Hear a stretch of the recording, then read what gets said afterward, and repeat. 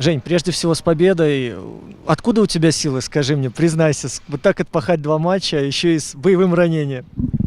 Ну, спасибо за поздравления. Вот, не знаю, я себя хорошо чувствовал, тренерский штаб хорошо подвел.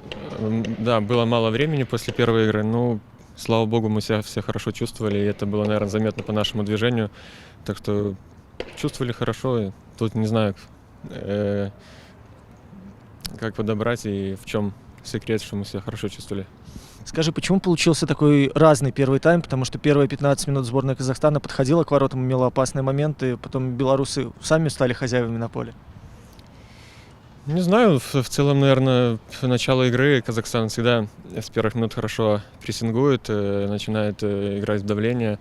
В целом мы справились хорошо, хорошо отбирали мяч, хорошо подстраивались друг под друга.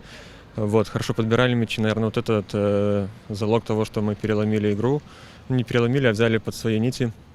Вот, и дальше я думаю, что мы выглядели лучше и в атаке, и в обороне. Так что я думаю, что сегодня все закономерно. Смотри, болельщики много предъявляли претензий после матча с Албанией, мол, против 3 центральных защитников действовать было сложно. Вообще в первом тайме не было моментов. Сейчас против 3 защитников как будто вообще по маслу шло. В чем разница, в чем ключевой момент вот этого перелома?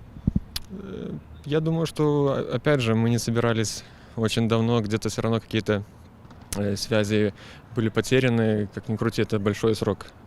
Вот. Но в целом мы понимали, как действовать, просто у нас немножко этого не получилось.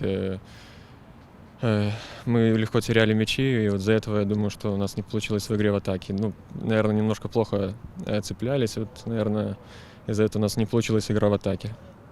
Скажи, сегодня в концовке такое обилие эмоций. В глубине души верили, что сможете дожать, и за счет чего вот тебе на поле казалось, что сейчас вот еще чуть-чуть, и казахи начнут гнуться? Ну, опять же, вера. Я видел, что мы в целом хорошо себя чувствовали, бежали в атаку. Было видно, что и Казахстан уже устал, а также и у нас получались хорошие контратаки.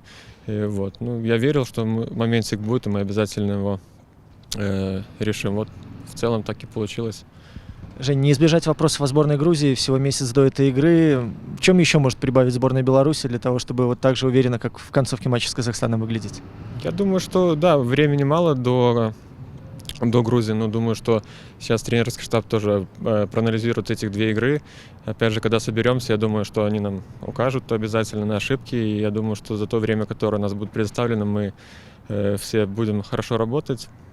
И надеюсь, что мы хорошо подготовимся и будем очень серьезно готовиться к этой игре.